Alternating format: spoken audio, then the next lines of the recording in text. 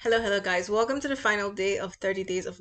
I previously wanted to show you the XGboost, but honestly, that is not something I can cover in 5 minutes or even 10 minutes, which is the maximum LinkedIn allows. So today I'm going to show you a crucial node, which is the partitioning node. This lets you split your data into training and testing set.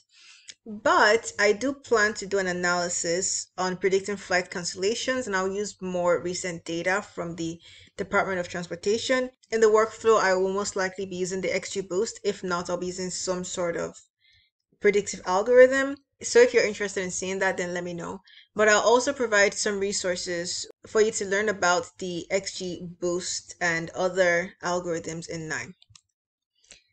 All right, so partitioning, this is a very important thing when you want to train test your model. You usually have to split them into two.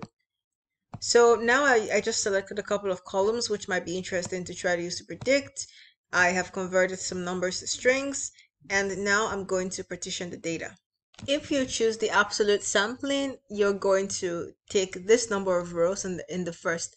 Then whatever number of rows you specify will be sent to the first table, and the remainder will be sent to the second table. So I have about 2,000 rows of data. If I say here, let's say 500, then I'll get 500 in the first table, and then I'll get the rest 1,500 in the second table. For relative percentage, you get a certain percentage in the first table, and the rest will be sent in the other table. So if I specify 70 here, I'll get 70% of my data in the first table and 30% in the other one. And then down here, you get to specify how it should select the data. So if you do from the top, it's going to select the top 70%. If you do linear sampling, it would select the first and the last one. Then it will pick at certain points in the data. So maybe the fourth row, every fourth row, it will draw a sample. You can draw randomly, which is the option we usually use. You can do stratified sampling if you want to ensure that the representation of a certain column is about the same in both outputs.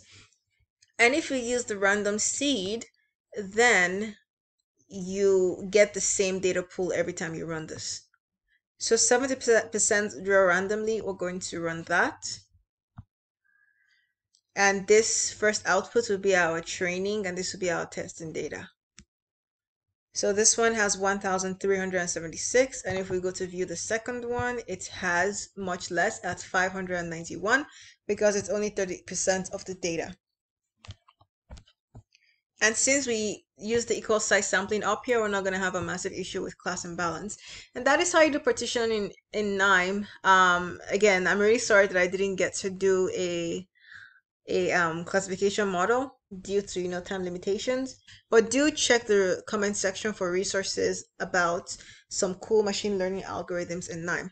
Thank you guys for watching this. I hope you have a great, fantastic day, and this brings us to the end of 30 days of KNIME. Thanks for sticking around. Have a nice one. Goodbye.